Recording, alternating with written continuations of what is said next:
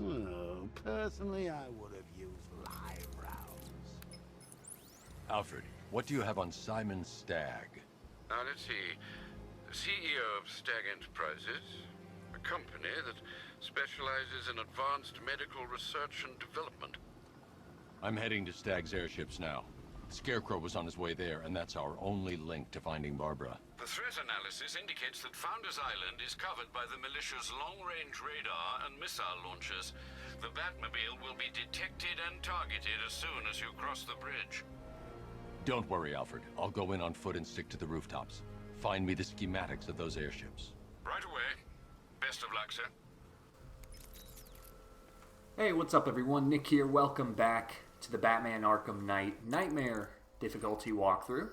I didn't realize it until just the recording of this video, but I also just did my Alan Wake Nightmare Difficulty walkthrough.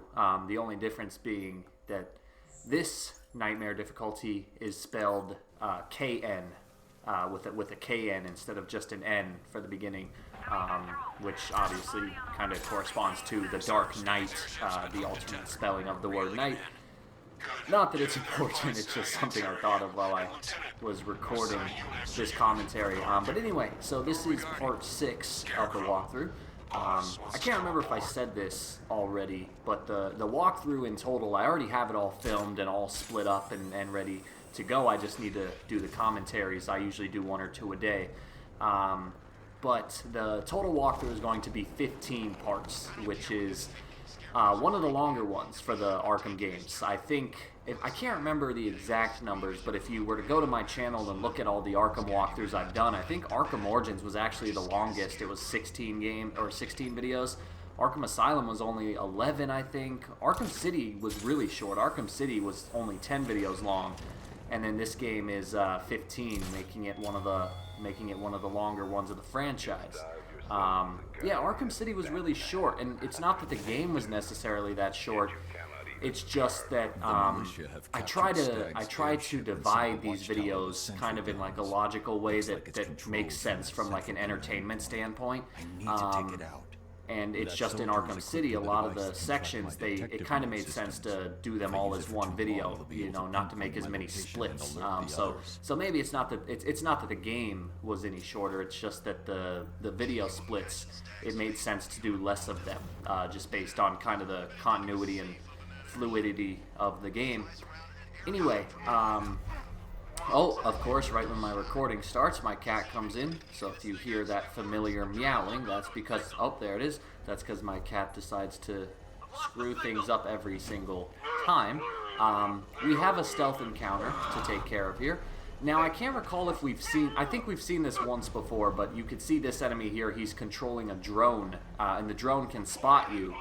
That's a really cool feature that this game added, was the drone pilots. I thought it was a really interesting aspect to the stealth encounters. And usually when you see those guys, you want to make sure to take them out first, just because it makes your life a little easier. There are other things you can do with the different upgrades and equipment that you get. Like you can blind the drones, you could take control of them and actually use them to, I think, eliminate an enemy or two. But at the end of the day, I typically like to just avoid them, so I try to get them out of the picture as quickly as possible. But just know there are alternative things you can do besides just taking out the drone pilot. Anyway, our objective, Spock, go away. Our objective is to get onto the Stagg airships. So, yeah, that's our main goal here. Is we need to get up there to talk to Simon Stagg, who is a successful businessman, seemingly working or seemingly tied up in this whole Scarecrow plot somehow, and we want to see what's going on. What did you find? But yeah, so anyway, this is a pretty fun part of the game, I think. It's basically what's going to happen is we go up to the airships. There's a lot of cool fights. There's some cool detective scenes. There's a lot of interesting Joker scenarios. And then you can see that there's actually 2 blimps up there, airships. I don't know what I called it earlier. There's 2 airships up there. In this video, we're going to just cover the first air blimp, and then in the second video, we'll go to the second one. And I think both of them are really cool. The second one in particular has a really, really cool cutscene at the end of it, but of course that's going to be something we get into next video. Before we actually get into the airship, we have an objective to go here back to Wayne Tower. We're not going to go in this time. Instead, we're just going to go to the roof.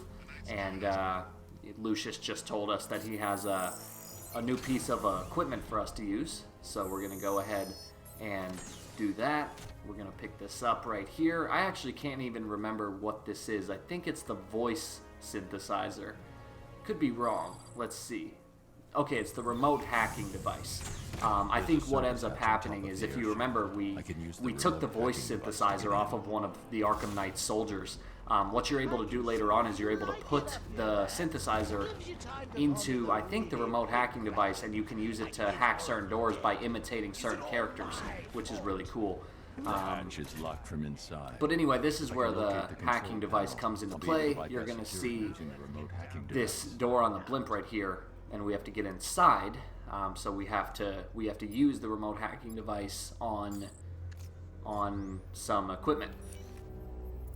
So you can see that's what I'm going to do here. It's pretty much the same mechanics as the previous games. You rotate the joysticks until you get the right password. Usually it's a word that has to do with the context of what you're doing, you know. And then that's it. And you get inside the airship. Really nothing too difficult.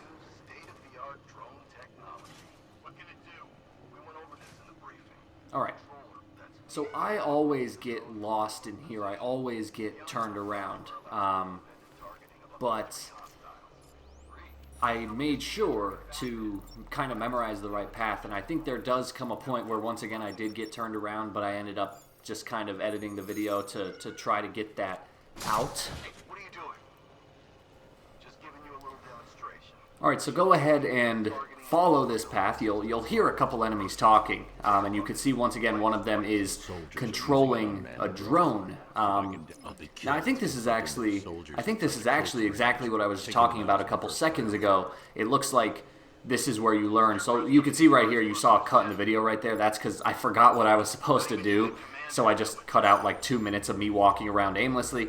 But basically, you can see what I'm doing is I'm downloading the drone controls. So that's how you get this ability. Now I can turn that drone against them. And then that's exactly what I was talking about a few seconds ago. So now, instead of just taking out the drone pilot, you can take control of the drone itself, and you can use it to take out the enemies for you. So you can see as soon as this timer runs out, you can see now it's targeting all 3 people. I'll go ahead and activate that, and boom, they're done for. Very useful, very, very useful thing that you can use during stealth encounters. But like I said, I kind of prefer just to take out the drone controller. That's just kind of my style of play. I like to do every stealth encounter with just pure stealth takedowns if I can. I try to avoid using all the equipment and everything like that because, in my opinion, it just kind of complicates things. But again, that's kind of the beauty of these games, is that it really tailors itself to everyone's play style. If you want to go in with if you want to take out people with only equipment and never even get your hands dirty, you can do that. If you want to take out everyone with your hands and use no equipment, you can do that. And obviously, if you want to do a mix of the two, you can do that. It really does, Batman's arsenal is so wide, it really does kind of cater to a lot of different play styles. But anyway, we're going to be introduced to another mechanic here. We can gain control of the blimp, or the airship, I should say. And you can see that by doing the proper kind of directioning, you can get past certain obstacles. So right there, I tilted it a certain way so that this crate moved and allowed me entrance to the bottom portion. And that's something we're going to be doing a couple times. So again, you'll see I do it right here. There they go. Once again, freeing up my path. There's actually going to be a cool little maze puzzle a little later on that is exclusively done with this mechanic. But yeah, so by using the device, you can see that these crates have symbols on them, the little red and green symbols. If it's red, that means it's locked down, probably like magnetically or something, and so tilting it won't move that crate. But if it's green, that means it's not locked down, and it will move when you tilt the airship. So that's going to be how you kind of solve the puzzle. Now this is a new type of enemy, kind of. It's still a big guy, so we've taken down a couple big guys in the past. We typically just did that with a triple stun. But these guys have these blades on them, and so, I don't know, can make them a little harder, I suppose. But you can see at the end of the day, I basically just did the same thing, a triple stun, and take them down. Not much of a problem. I guess especially here, since there's only one guy, that's never a problem. It's almost kind of funny. There have been certain games that I've done, like Uncharted and Evil Within, where on the hardest difficulty, one enemy can still be as tough as 10 enemies. And I've said that in my walkthroughs, but in this game, one enemy, even like 3 enemies, is just a joke. Like, unless you're in a situation like this, where you're fighting 15 plus guys, it's really not that challenging. That's just how powerful Batman is, and that's how fluid the combat in this game is. In fact, I think this fight right here, I watched the footage before I did this commentary recording. I think I'm about to really kick ass in this fight. I think I did the whole thing without breaking my combo. So if you see on the left side of the screen, you can see my combo building up. Of course, I have all sorts of special moves right now. I don't know how many enemies are actually in the area because I'm not using my detective vision. But yeah, just pay attention to that combo counter. I'm pretty sure I get through this whole fight without ever breaking it. Now again, right there, you can see there's a big guy in the area. Quickest way to take them out when you're in a large crowd is just to build up your instant takedown. Now you see that move right there. That's the multi-batarang takedown. Completely overpowered. I basically am going to use that for the remainder of this fight. So again, just build up your combo meter. Once it turns yellow, that means you can use your special move, knock down a bunch of guys, use the move, and it's just an incredibly powerful move. Again, you can see that combo is still uninterrupted. I think it's going to get all the way up to 61. And then as soon as this fight's over, we're going to rescue Simon Stagg. So I'll go ahead and let you enjoy that. But I don't know, that fight was pretty cool. All those guys taken out without a single break in the combo. That's just how this combat works. Really fun. Thank you. They were going to kill me. Why? What did you do? Nothing. These animals came in and just started shooting. They were collecting those cylinders. Nimbus generators. A totally clean power cell technology we've been developing.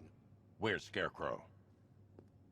He's on the second airship. Did he have anyone with him? Oh, you mean Barbara Gordon? I think we both know she's probably dead, don't we, Bats?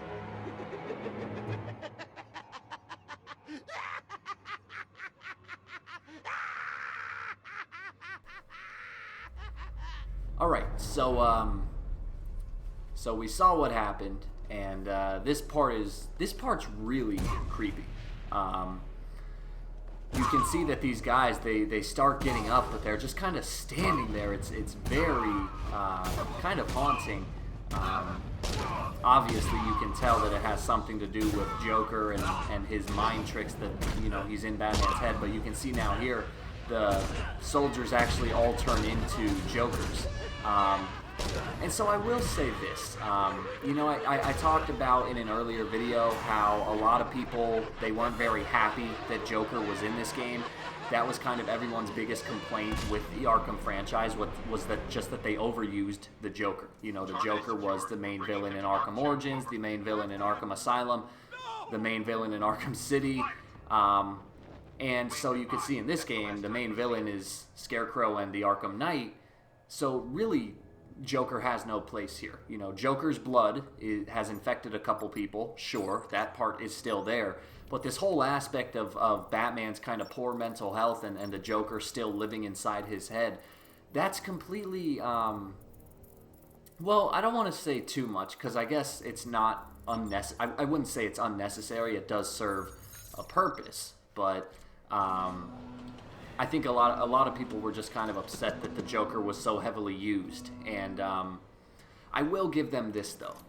They did do it intelligently. A lot of protected by gun turrets. a big kind of stereotype of comic books is that people never really die. You know, a lot of comic book publishers, they'll market this huge event saying, oh, this is going to be the death of Wolverine. And then, sure enough, the person will die, but then a couple months later, they'll come back. You know, characters in comic books never stay dead. That's just how things work. And so for them to kill Joker in Arkham City, you know, they could have done something. They could have came up with some crazy plot like, oh, you know, Harley Quinn found some way to bring him back to life. They could have done something like that. But instead, they took a big risk and they said, no, you know, Joker is dead. There's no changing that. That's what's happened. But we can still use him, you know. We can still kind of use him in this mental aspect. Not as much of a physical thing, but more of a mental thing. And it does work really well. You know, this game is fantastic, and I do think they did a good job handling the Joker. I still think they could have gotten away without using the Joker, but the way they did it is still pretty good. Pretty good. So I can't complain too much, if at all. But anyway, here's that puzzle I was telling you guys about. It's really not that hard. You have to clear a path through this kind of maze in the floor. And once again, you do that by unlocking and locking these crates, and then you tilt the airship the way you need it to go. So just kind of, you know, stay up here, just kind of trace out your path. So you can see I'm already anticipating the path and figuring out which crates I need to keep still and which crates I need to move in order to free up that path. And like I said, it's not a hard puzzle or anything. There's no time limit, there's no danger. It's just the only annoying thing is if you think you have it and then you go down and realize that you forgot to do something. That can be kind of annoying, because then you got to come all the way back up.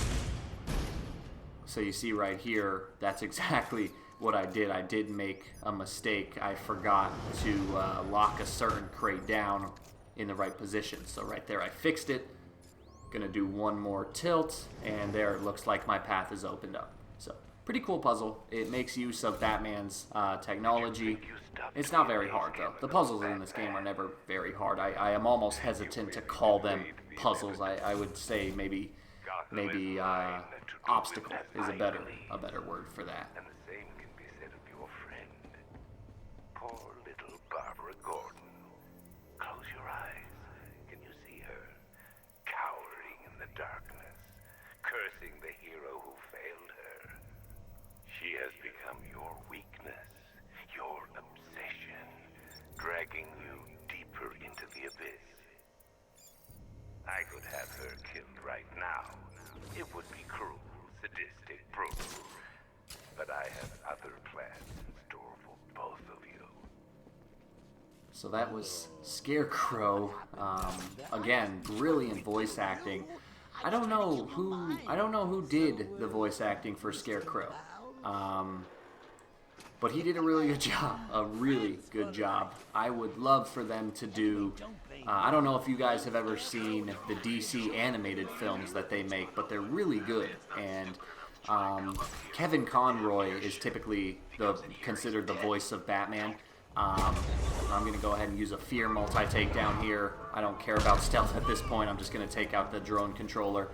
Unfortunately, there is a second drone controller in the area, so we're going to have to deal with that as well. Or I think there is. I thought there was. Maybe I'm wrong, but you could see now there's a medic in the area, so I want to make sure to get him out of the picture as well. So I'm going to go ahead and, a little foolish of me, but I'm going to go ahead and drop a smoke grenade and take that medic out so that I don't have to worry about any enemies coming back to life.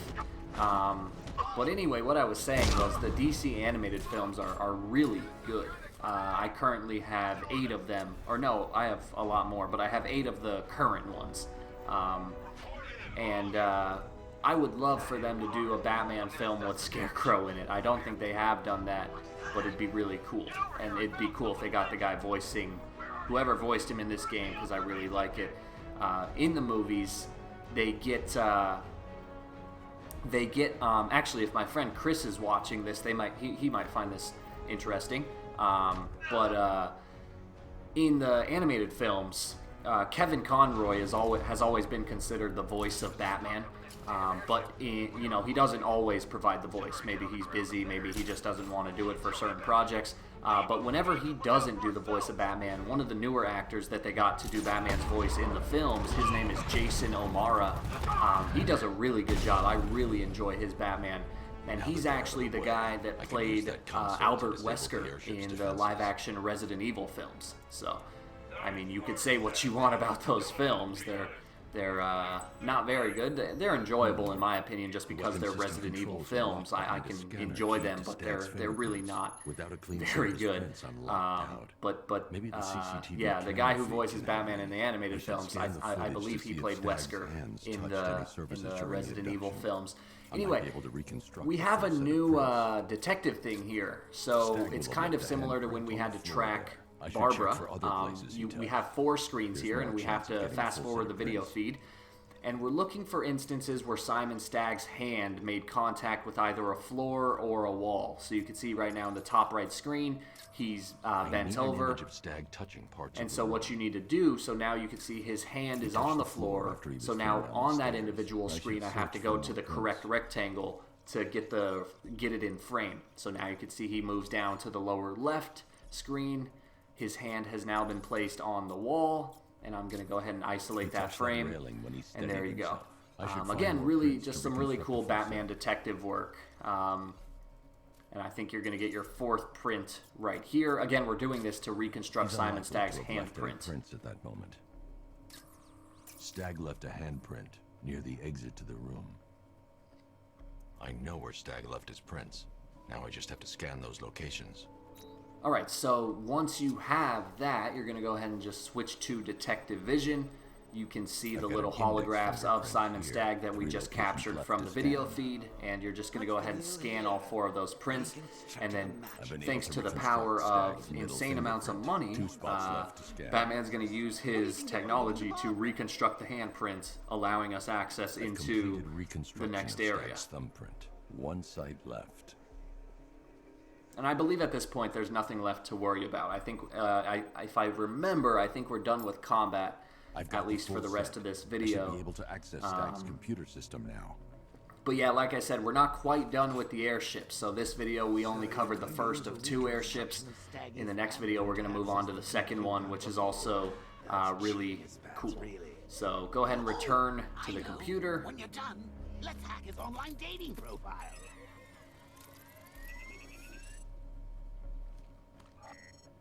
I should say, too, for those of you who might not know this, I always talk about how Kevin Conroy is the voice of Batman. Mark Hamill is considered the voice of Joker. So if you don't know the name Mark Hamill, perhaps you know him best as Luke Skywalker. Mark Hamill's the actor that played Luke. He's done a lot of different things over the years, but one of the best things he's done is he played Joker in Batman the Animated Series, which I think I've talked about before, but that was the cartoon that essentially saved the Batman franchise. And Mark Hamill also voices Joker in some of the films. He voiced Joker in all of the Arkham games, or not all of the Arkham games. He did not voice Joker in Arkham Origins because Arkham Origins was not a Rocksteady game. They had a different creative team. Instead, believe it or not, the guy who voiced Joker in Arkham Origins, I believe, was Troy Baker. And again, for those of you who don't know, Troy Baker is perhaps one of the 2 most popular, most famous video game voice actors of all. I would say it's him and Nolan North. But yeah, he voiced Joker in Arkham Origins. But Mark Hamill has done it in the rest of the games. And he is considered, the voice of Joker by most people, I would say. Anyway. So, yeah, we're basically done with this part of the video, with the first airship. All we have left to do now is return to this hangar. You can see that it looks like we're not done with combat. I was mistaken. Anyone who touches you now gets 1,000 volts. The malicious combat. So anyway, this is perhaps... So this is another new feature they threw into the combat of this game. This is perhaps, in my opinion, the most challenging one to deal with. So you can see these enemies, they now are electrified, and that makes it harder to take them down. You cannot hit them directly, and you don't want them to hit you because then it will kind of stun you and mess up your screen and whatnot. So you can see how I'm kind of avoiding that guy. As best I can, anyway. As always, I kind of want to prioritize the medics, so I'm going to use my instant takedown on the medic. Now, to get the person de-electrified, or grounded, I guess, what you need to do is, I believe you need to gank them, you need to do a bat claw move, and that will ground them. If I remember correctly, I'm not sure if I am remembering that right, but the best thing to do is just to avoid them. Yeah, so you see right there, you do that bat claw attack, and it grounds them, and they are no longer electrified, so that's how you get rid of that. Otherwise, what you want to do is just keep jumping over them. You just want to, basically you treat them like the enemies in previous games that had stun batons. You have to jump over them. But whereas with those guys, you could jump over them and hit them in the back, with these guys, you have to do that back claw move in order to ground them. And then you can take them down. And the instant back claw move, in case you don't know, if I remember correctly, it's done with L2 and triangle, or the left trigger and Y if you're playing on Xbox. It's one of the quick commands that you can do. I could be wrong, it's been a while since I played, but I believe that's the move. Anyway, you can look it up in the options menu. But anyway, guys, that'll do it for the first part. Thank you for watching. Like and subscribe if you get the chance. Let me know what you thought, or what you're thinking of the walkthrough so far, and I will see you in the next video, part 7, when we go to that second airship.